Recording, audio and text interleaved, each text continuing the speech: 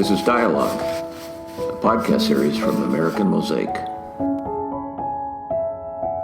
I'm John Van Dyke, and I want you to join me on my journey around the country, having conversations with complete strangers that I meet along the way. It all started in early 2017. I woke up and realized that I did not recognize my country, and I felt a need to find out who we are today. Who are the American people? I asked questions about life, about family, about values, about work, about community. They're simple questions, and sometimes the answers are complex. It's who we are today. It's the fabric of the country, the people, and the places. In this episode, I'm having a conversation with Sandi, who runs a bed and breakfast with her husband Tony in Gary, West Virginia. This is McDowell County, the heart of coal country. Hi, I'm Sandi Blankenship. I live in Gary, West Virginia. I run a bed and breakfast here. I was born in Welch and raised in Davie, West Virginia my whole life, and I'm part of the American Mosaic. Love it. How about just give me a little background in because you're born here, you understand coal country. Yeah. So you grew up. Yep. I'm a proud coal miner's daughter. You're and granddaughter and great granddaughter. So you really are a coal miner's daughter. I am a coal miner's daughter. Tell me a little bit about that. Growing up. Very simple life. We honestly didn't know we were poor till I left here and, ventured out on my own and went to a couple different countries and things like that and learned a lot about other people and culture shock. But truly a coal miner's daughter at heart. So we're back home serving here and living and enjoying it. So tell me a little, you knew when times were better here then, when you were growing up. Tell me a little bit about that, because I'm really interested in the history here, because what I've learned is there's such a rich history, and it's almost very a rich. Culture. Yes. Tell me a little bit. Well, when I was little, I remember downtown Welch being referred to as Little New York. Like, if my mama was taking us to town, which is what it was referred to. If you were going to town to go shopping or get a pair of shoes, you left at 7 o'clock in the morning just so you could get a parking place. You left early. You had to get into Welch and get a parking place so you could go shop. Sears, JCPenney, everything was downtown. Movie theaters, just everything. Several banks, several hospitals, several schools. It was a big metropolis. Huge, beautiful metropolis. But So, I saw that when I came in, and I saw those buildings, and I saw that, and all vacant now. And you're seeing a lot that are gone now. They're simply just gone, altogether gone. And one of the biggest things that I see is like this area in particular, Gary. So West Virginia we all know that it's the best coal in the world. It burns the hottest, and it's responsible for skyscrapers because burning the hottest makes good hot steel so that they can build these skyscrapers and all stuff. Well, this particular area, United States Steel came in. They mined the areas. This particular house was a clubhouse where single miners would come live. Lots and lots of immigration here.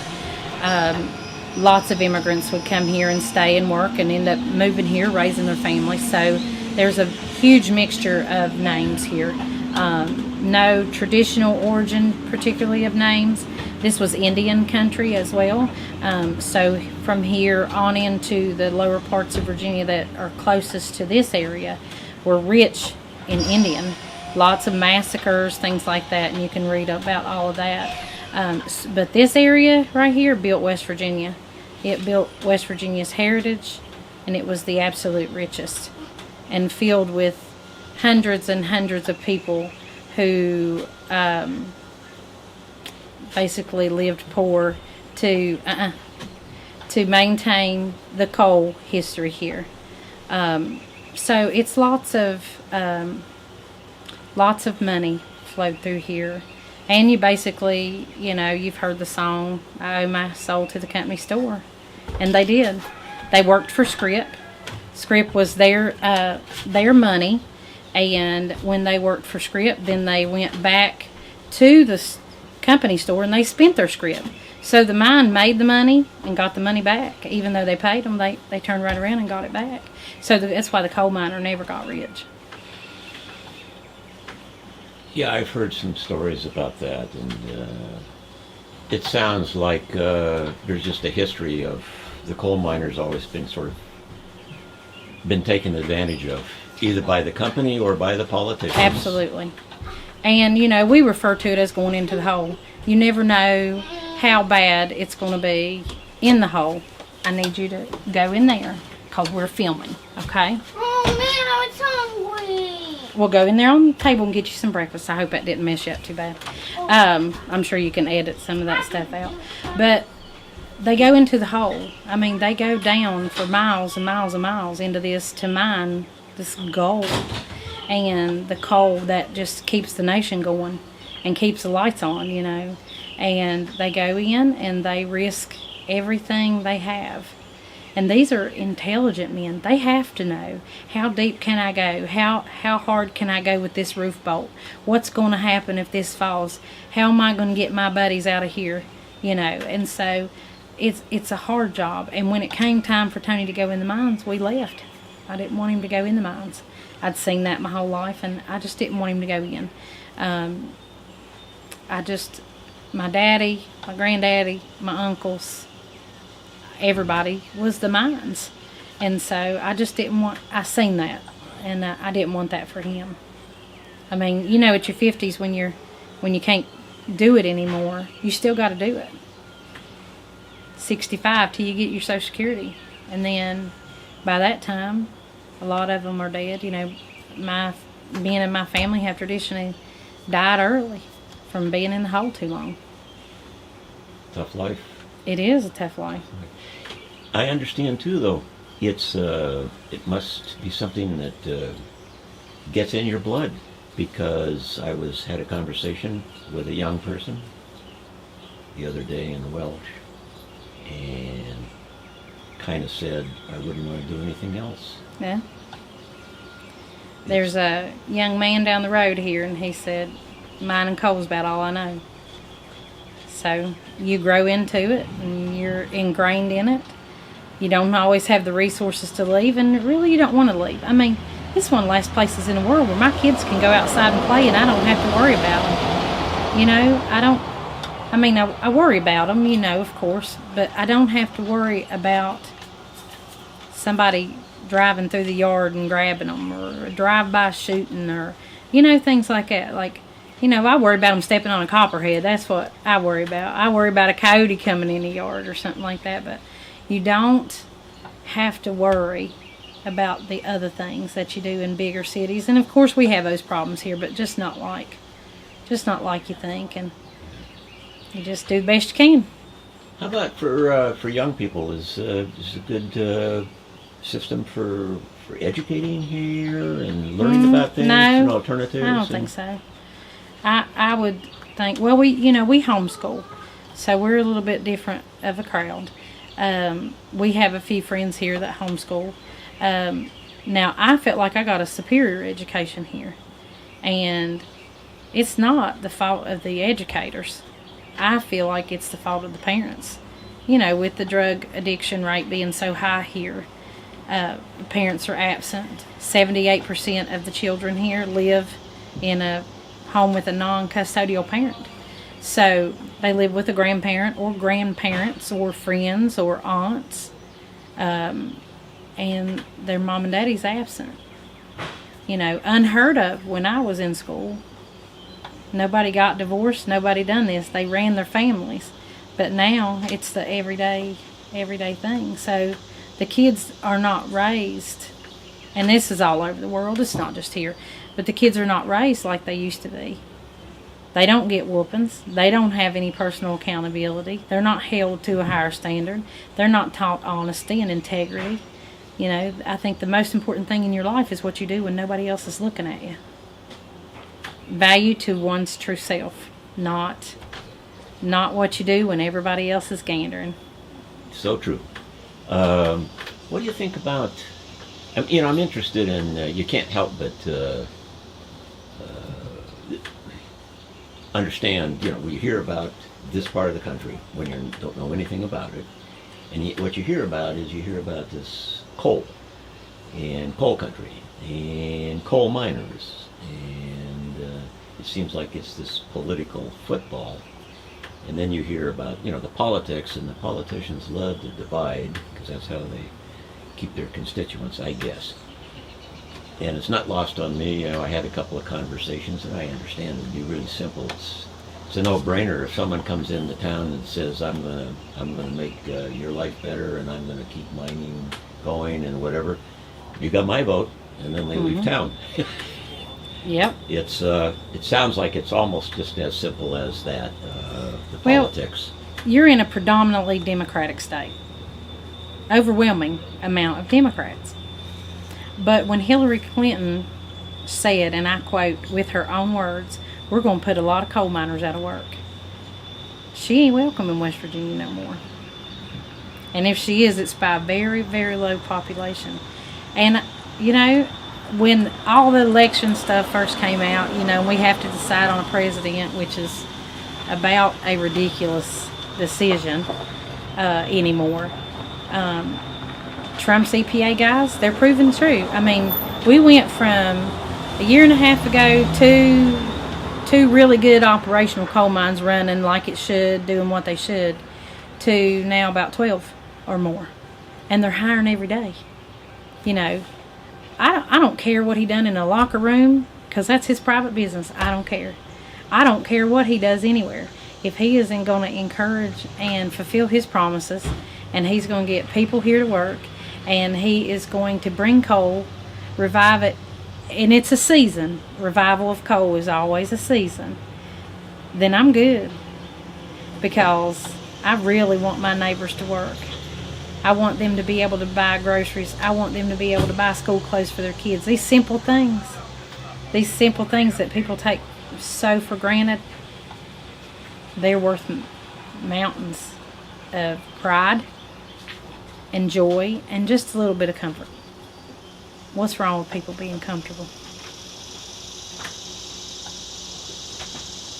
That's the whole point. I think that's so important, you know, with what I'm doing, for a lot of people to understand this. Absolutely. We unfortunately we have our media tells us things. They tell us whatever they want to tell us. Oh, yeah. What do you think of, you know, speaking of media, I always ask people, you know, in the world of social media and Facebook today, it's only been, 5 years since we've really been into it. Yeah. And, tell me what you think about that. Well, I think about the book of James, because it's sharper than any two-edged sword, and pretty much what you post is pretty much the words right out of your mouth, and they can either destroy you or build you up. That's a good answer. Yep. I like that. You're either going to go east or west with it. It's not going to ever, nobody's ever always going to agree with you, and nobody's ever always going to disagree with you. So it is what it is. I use it every day. I use it all the time. It's a business builder for us. And, you know, we have the clothes closet and the food pantry. So, you know, we like for our neighbors to know when I have food, when I have clothing that they need. So it's my way to get the word out. Yeah. You do a lot of things helping the community. A lot of giving back to the community here. Mm-hmm. My community means everything to me. everything.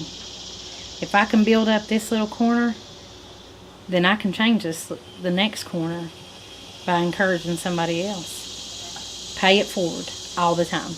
All the time. So even through tragedy, you should pay it forward. Because there's good in everything. No matter what it is. There's good in everything. You just gotta, sometimes you gotta look for it a little bit harder. But there's good in everything. It certainly is a beautiful country. It is absolutely It is stunningly beautiful country. Love it. In driving down here, coming through the hills, the mountains, and the winding roads. Yeah. And you go like, wow, this is, why would you not want to be here? Yeah. Well, life's a little slower here. I would like to have some conveniences, but I necessarily don't want them invading my space either.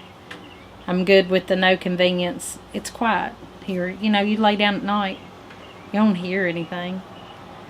You know, it's just quiet. So I wouldn't mind having some conveniences as long as they don't invade my space. Because this is we're about, I would say we're a good 20 years behind some of the rest of the world with some things, you know. You don't get cell phone signal. Thank God for Wi-Fi, because we do need that sometimes. And thank God for Amazon and Prime, so I can get what I need.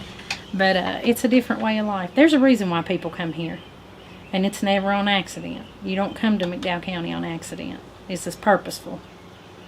So we just want people to fall in love with this area and build business. Like, there's money here to be made. There's business here, but you got to be an entrepreneur. You got to run after it. And sometimes that includes laying it all on the line. I mean, I'm sitting in my retirement. If it don't make it, then I'm sunk. So that's why it's important for me for people to get up and smell biscuits and gravy and bacon, so that my retirement grows. Because this is not a 401k over here. It's not gaining any interest. So we have to, you know, bacon's our big investment over here. And it works. That's what people like. They like that hometown feel. Yeah. Well, you certainly have. It's very welcoming and very comfortable. Good. I'm glad. Very comfortable. Yeah, I was raised to be hospitable. Nobody leaves your house hungry. That's the way it works. Anything else you want to add? I'm just proud to be a mountaineer. I read, or actually, didn't quite finish the book. Didn't have time before I left. Someone had given me a book, and it's Mines, Mountaineers, and God. Yeah. I think that was the title. And That sounds about right. Yeah. And a lot of stories about the past, all mining, all mining stories. And so, where did the name Mountaineers? What was the origin of that? I don't know the whole origin, but I would assume being in the mountains, you know. And of course you got WVU, they're the Mountaineers. And, you know, just all the jokes about one leg's longer than the other from standing on a hillside all day or on a mountainside. Got all my teeth, had shoes my whole life. All those things that people like to make fun of us good old hillbillies about. But if you think about it this way, a man here can take nothing and make it work, when another man might have to go to the hardware store 10 times, keep working on it to make something happen in their little neck of the woods. But when you need something here, you got to find resources. You got to find an alternate way. It don't work like that here. You know, you've got to really think about what you're doing. Like these people that go up to a natural spring and have to run water pipe miles and miles to their house. You know, they have to learn that when they fill up their tank full of water outside their house, they got to put that on blocks. They've got to have some gravity. They've got to have some elevation to make that water flow. I mean, you know, it's simple.